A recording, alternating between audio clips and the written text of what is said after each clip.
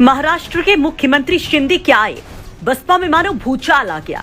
गुस्से से तमतमा गई बहन जी और चला दिया कार्रवाई का हंटर और अपनी पार्टी के दो बड़े नेताओं को दिखा दिया पार्टी से बाहर का रास्ता। लेकिन क्यों मायावती को आ गया इतना गुस्सा, किन पर गिरी है इस गुस्से की गाज, हम आपको बताएंगे। पहले ये लेटर देखिए।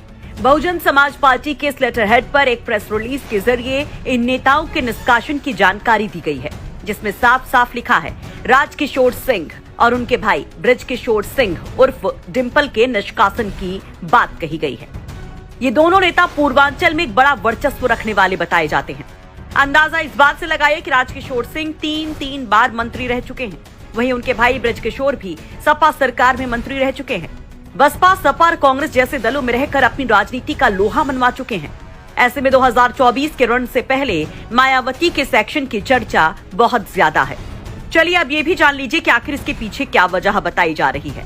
दरअसल पार्टी स्तर पर कहा गया है कि ये दोनों नेता पार्टी विरुद्ध गतिविधियों में संलिप्त थे, इसलिए उन्हें पार्टी से निकाला जा रहा है। लेकिन माजरा दरअसल ये है कि इन दोनों नेताओं को महाराष्ट्र के सीएम एकनाथ शिंदे के करीबी होने का खामियाजा भुगतना पड़ रहा है। ये दोनों नेता एकनाथ शिंदे के कार्यक्रम में उनके साई की तरह देखे गए थे। उनका भव्य स्वागत किया था। मायावती को उनकी अपनी प्रतिद्वंदी से करीबी रास नहीं आई और उन्होंने दोनों को पार्टी से बाहर का रास्ता दिखा दिया। अब इस एक्शन के बाद राजकिशोर सिंह का रिएक्शन भी देखिए। अनायास किसी को तकलीफ हो जाए, वह भी जिसको आप नेता अपना मानिए उसी को तकलीफ हो जाए, तो उसमें हमारा कोई बस तो है नहीं। जो लेटर जारी हुआ इसमें ये कहा गया कि अनुशासनहीनता और पार्टी विरोधी गतिविधियां, तो क्या इसमें आप शामिल थे? अब हमें खुद नहीं पता है कौन सी पार्टी विरोधी गतिविधियां मैंने किया। हाँ, मेरे भाई हैं, उनका जहाँ रिश्ता संबंध है, अगर वो गए उसके नाते कोई निकाले मुझे पार्टी से, तो पार्टी का दुर्भाग्य है कि हमारा दुर्भाग्य मैं नहीं जानता। क्या बात, इसमें क्या कोई बात है? कोई आया है दर्शन करने, शिंदे जी की राजनीति महाराष्ट्र में है, पूरे देश में तो करते नहीं थे। वो तो भगवान रामलला के दर्शन के पहले भी आए थे, जब मुख्यमंत्री नहीं हुए थे तब भी डिंपल उनका स्वागत किए थे, और इस बार जब वो सीएम हो गए आए तब भी उन्होंने स्वागत किया, क्योंकि उनके व्यक्तिगत रिश्ते जिससे होते हैं वो आदमी उस रिश्ते में जाता है। कहीं पार्टी के खिलाफ इन्होंने तो कोई नारा नहीं लगाया, पार्टी के खिलाफ कोई ऐसी हरकत नहीं किया। अगर उन्होंने डिंपल के साथ साथ मुझे भी निकाला तो उनको बहुत धन्यवाद। तो राजकिशोर सिंह कहते हैं कि शिंदे से उनके भाई के निजी संबंध है। इस पर एक्शन को बेतुका और सरासर गलत बताते हैं।